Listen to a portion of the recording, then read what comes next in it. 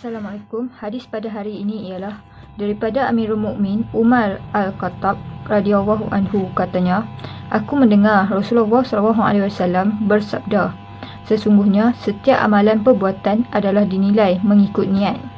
Setiap orang dinilai dengan niatnya. Siapa yang berhijrah kepada Allah dan Rasulnya, maka hijrahnya dinilai mengikut niatnya menuju kepada Allah dan Rasulnya. Sesiapa yang berhijrah untuk mendapatkan dunia dan wanita untuk dikawininya, maka hijrahnya dinilai mengikut tujuan hijrahnya itu. Hadis riwayat Al-Bukhari dan Muslim. Okey, hadis ini merupakan antara landasan utama dalam agama Islam, di mana setiap amalan yang dilakukan mestilah disertai dengan niat. Selain itu, setiap amalan yang diniatkan kepada Allah dan hari akhirat, hasilnya tetap akan diperolehi. Tetapi jika diniatkan untuk dunia, maka itu sajalah yang akan diperolehi.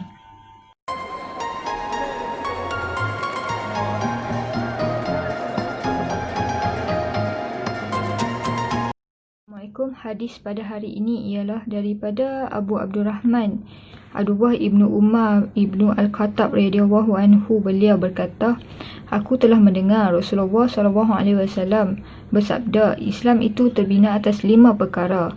Bersaksi bahawa sesungguhnya tiada Tuhan melainkan Allah dan bahawa sesungguhnya Muhammad itu adalah utusan Allah.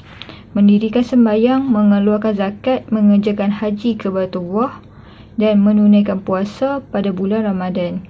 Hadis sahih riwayat Tirmizi dan Muslim. Pengajaran daripada hadis ini ialah Islam tu dia terbina di atas 5 rukun. Sesiapa yang mengingkari salah satu daripadanya, maka ia bukanlah Muslim. Dalam erti kata sebenar, 5 perkara tersebut menjadi tiang kepada agama Islam.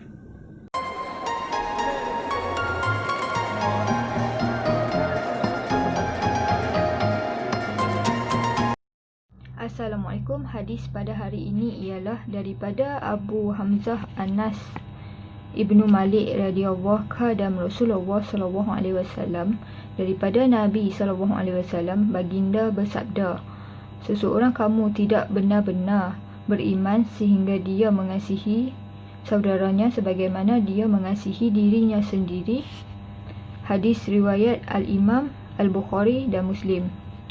Pengajaran hadis ini ialah kasih sayang dan persaudaraan adalah antara tuntutan iman.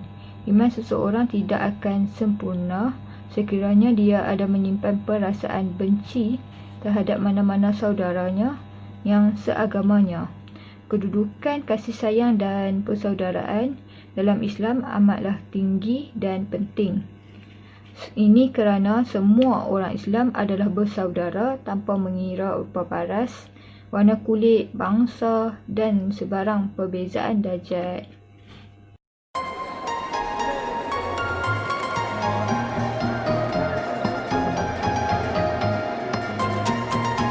Assalamualaikum. Hadis pada hari ini ialah daripada Abu Hurairah radhiyallahu anhu bahawa Rasulullah SAW telah bersabda, barang siapa yang beriman dengan Allah dan hari akhirat, maka hendaklah dia berkata baik atau dia diam.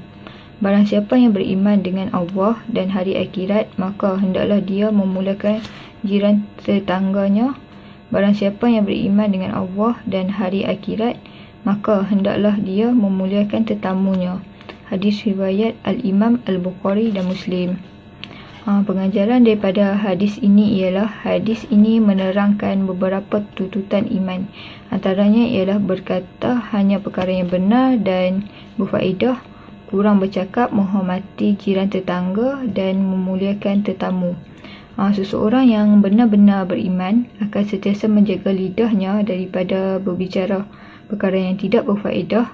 Selain itu, seseorang yang benar-benar beriman akan menghormati jiran, tetangganya dan tetamunya serta menyempurnakan hak mereka dan tidak menyakiti mereka.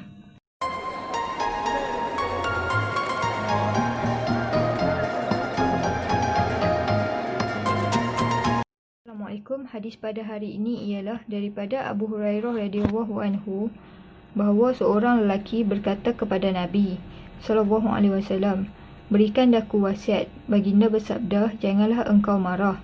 Lelaki itu mengulangi soalan itu beberapa kali. Baginda tetap bersabda, janganlah engkau marah. Hadis riwayat Al-Imam Al-Bukhari. Pengajaran daripada hadis ini ialah hadis ini menerangkan betapa sifat marah itu perlu dihindari oleh setiap orang mukmin, kerana marah boleh membawa kepada banyak keburukan terhadap diri sendiri dan juga orang lain.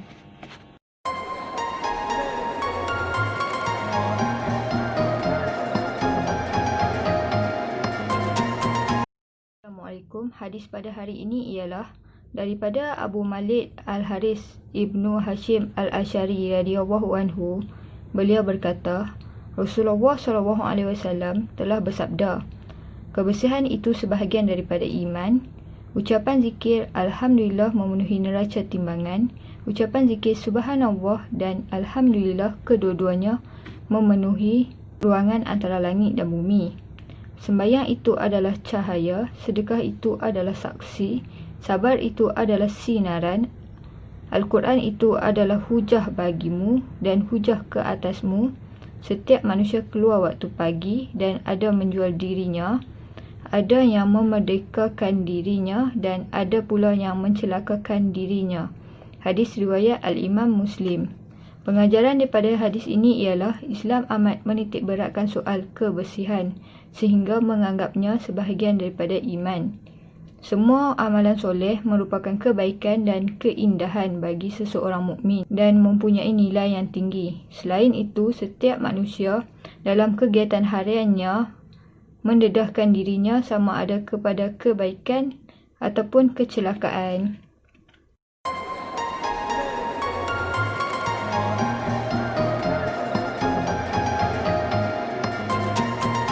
Assalamualaikum. Hadis pada hari ini ialah diriwayatkan oleh Al-Imam Muslim daripada Abu Sa'id Al-Khudri radhiyallahu anhu. Beliau berkata, aku mendengar Rasulullah SAW bersabda, barang siapa di kalangan kamu melihat suatu kemungkaran, maka hendaklah dia mengubahnya dengan tangannya.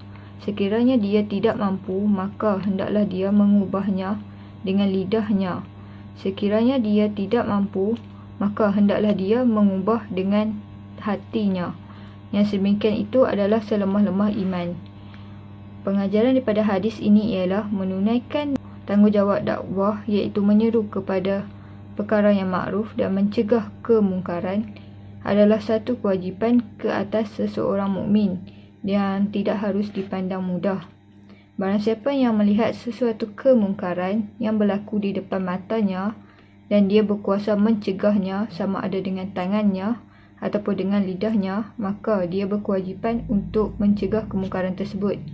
Selain itu, mencegah kemungkaran hanya dengan hati, iaitu dengan membencinya dan berazam mahu mencegahnya pada suatu masa nanti, kalau dia mampu, adalah tahap iman yang paling lemah.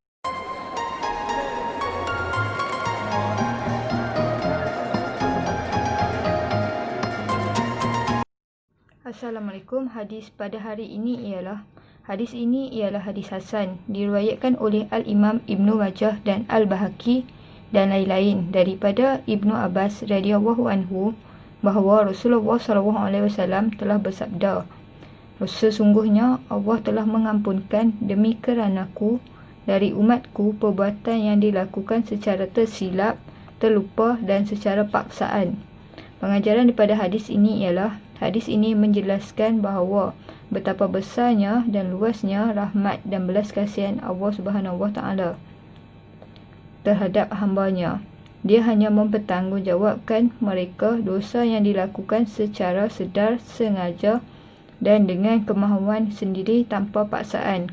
Selain itu, ia juga menerangkan satu dasar perundangan Islam dan kehakiman di sisi Islam yang mengutamakan keadilan, di mana perbuatan yang dilakukan secara tidak sengaja, tanpa disedari atau kerana dipaksa, dia tidak akan diberikan dosa.